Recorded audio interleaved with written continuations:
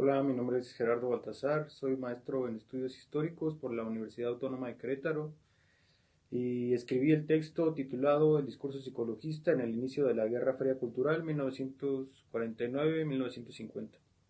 En el artículo abordo desde la historia intelectual cómo fue que algunas de las más conocidas obras de los primeros años de la Guerra Fría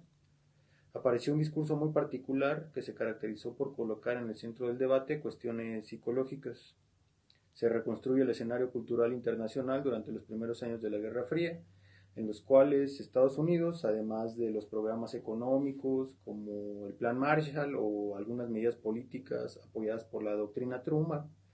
implementó diversas acciones culturales para frenar el avance del comunismo en Europa. En ese marco de discusión, las emociones y el estado de ánimo de los excomunistas se posicionaron en el centro del debate. En las sombras cumbre del anticomunismo de los primeros años de la Guerra Fría, como 1984, de George Orwell, y The Good That Fail, un texto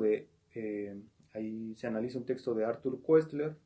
apareció un mismo tipo de discurso que hemos denominado psicologista, pues colocó como explicación elementos psicológicos ante fenómenos políticos y sociales.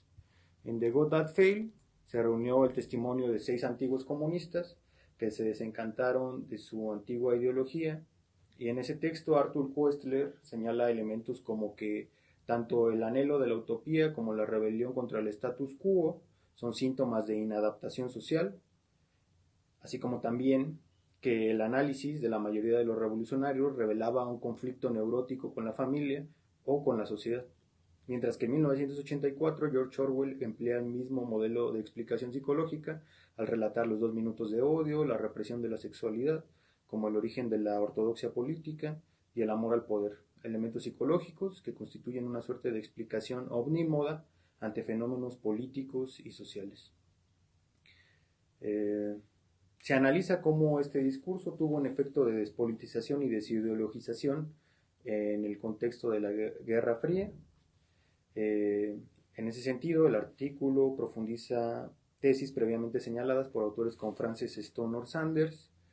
y su idea de la Guerra Fría cultural, pero analizando un discurso que hasta ahora no había sido analizado con profundidad. Sería todo.